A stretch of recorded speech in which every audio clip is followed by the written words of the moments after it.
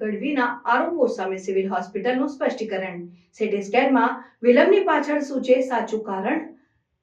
હકાભાના આરોપો બાદ સિવિલ અધિક્ષકનું મહત્વનું નિવેદન આવ્યું સામે.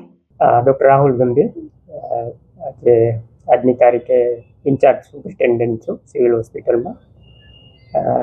મીડિયામાં મિત્રો થ્રુ આ એક વિડીયો અને એક લોક કલાકાર છે એની ફરિયાદ આવી હતી. અમે પ્રાથમિક તપાસ કરી છે.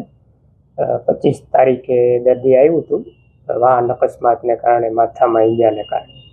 લગભગ 9:30 આસપાસ દાખલ થયા હતા અને પ્રાથમિક સારવાર પછી હોસ્પિટલના સ્ટાફ સાથે જ એમને સીટી સ્કેન કરવા મોકલ્યા હતા. સીટી સ્કેનમાં ઓલરેડી એક દર્દી એની તપાસ ચાલુ હતી અને આગળના દર્દીને બેભાન કરીને સીટી સ્કેન કરવાનું થતું હતું. એટલે એ તપાસ વચ્ચે રોકાઈ શકે એમ નહોતી. એટલે એટલી વાર સુધી અમને સમજાવીને વાત કરી હતી કે એક દર્દીનું પૂરું થાય ત્યારે લઈ લઈ. બીજા જે સ્વસ્થ એટલે રિલેટિવલી સ્ટેબલ પેશન્ટ હતા એમનો થોડી વાર રાહ જોડાવીને અમને આગળ લઈ જ લીધા હતા. પણ ઓલરેડી જે દર્દીની તપાસ ચાલુ હતી એની પૂરી કરવી જરૂરી હતી. ખાસ કરીને સાહેબ એવો એક આરોપ લગાવવામાં આવે છે કે સિવિલ હોસ્પિટલમાં કર્મચારીઓની સ્ટાફની અછત છે, એમાં કેટલી સચ્ચાઈ? અત્યારે બધા વિભાગોમાં એનએમસી સ્ટાન્ડર્ડ મુજબ સ્ટાફ છે. જે મેડિકલ કાઉન્સિલ હોય એનું જે ક્રાઇટેરિયા હોય એ પ્રમાણે સ્ટાફ છે. સર, આવું તો ઘણી વાર બનતું હશે કે એક સાથે 2 દર્દીઓ આવી જાય તો બીજા દર્દીને વેઇટ કરવી પડે. એના માટે કોઈ બીજી વ્યવસ્થા કરી? ના, એટલે જ અમે અમારા અહીંના સ્ટાફ સાથે જ એમને મોકલીએ છીએ. અને જો દર્દી એટલું સિરિયસ હોય કે એને આ જે વોર્ડથી સીટી સ્કેન લઈ જવામાં તકલીફ થાય એવું લાગે અમને, તો ડૉક્ટર પણ સાથે જાય છે.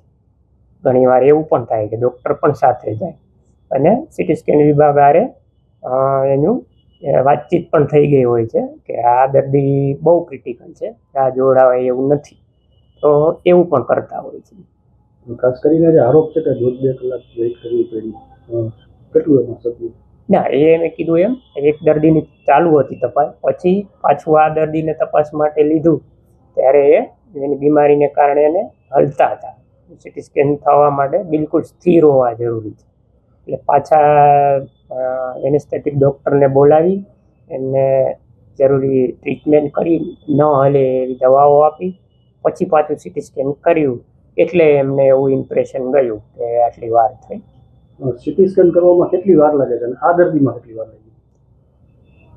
સીટી સ્કેન પ્રોસિજર કરવામાં તો આઈ થિંક 5 કે 10 મિનિટ જ લાગે જે પ્રોસિજર કરવામાં.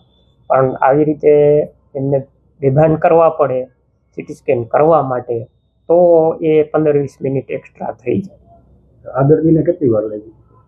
આ દર્દીને પ્રોસિજરમાં તો એટલી જ વાર લાગી, પણ જે આગળનું દર્દી તપાસ ચાલુ હતી એમના કારણે એમને એવી ઇમ્પ્રેશન થઈ કે વધારે વાર લાગી. ઓકે, બીજું કંઈ કહેવાનું? ના, બાકી એક કીધું એમ આ અહીંયા સીટી સ્કેન ઇન હાઉસ જ છે, એટલે કેમ્પસની અંદર જ છે. જો એવી કોઈ હોસ્પિટલમાં હોત કે સીટી સ્કેન હાજર ન હોત તો એમને એમ્બ્યુલન્સમાં લઈને કે બીજી જગ્યાએ સીટી સ્કેન જવું પડત. એની જગ્યાએ અહીંયા આ જ હોસ્પિટલમાં સારવાર છે તો એમનો એ સમયનો એને ઘણો ફાયદો મળ્યો છે. અને લગભગ 9:30 દાખલ થયા અને 1 વાગ્યા સુધીમાં એનો રિટર્ન સીટી સ્કેન રિપોર્ટ 1 કે 1:15 મળી ગયો હતો. એટલે એ પ્રમાણે પરફોર્મન્સ બધા વિભાગનું યોગ્ય જ કહેવાય અને તપાસ મુજબ. હાલ એ દર્દીની હાલત કેવી છે? અત્યારે આ હોસ્પિટલમાં એડમિટ નથી, એટલે એની ક્લિનિકલ કન્ડિશનની અમારા લેવલે ખ્યાલ નથી.